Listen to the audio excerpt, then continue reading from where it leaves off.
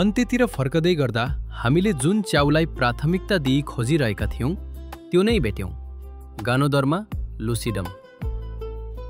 याद छ अघिल्लो पल्ट जब हामी फुलचौकीमा मसरुम हन्टिङ गर्दै थियौं त्यो च्याउ अलि परिपक्व भएको थिएन, तर यो पटक हामीले पाएको गानोदर्मा लुसिडम एकदमै राम्रो र परिपक्व अवस्थामा थियो।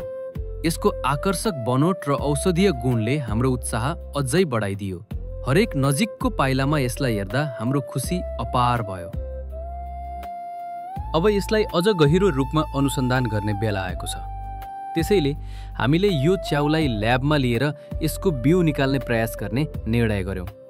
यस च्याउको गुणस्तर, संरचना र यसमा पाइने जैविक तत्त्वहरूको अध्ययन गर्दा यसले मानव स्वास्थ्यमा कस्तो प्रभाव पार्छ भन्ने थाहा पाउने लक्ष्य राख्यौं। यस्तो अनौठो अनुभवले हाम्रो उत्साह अझ बढायो र विज्ञानसँग जोडिएको हाम्रो यात्रामा नयाँ रोमाञ्च थपिदियो। हरेक पाइला, हरेक भेटाइले हामीलाई प्रकृतिको रहस्य नजिकबाट अनुभव गराउँदै गयो।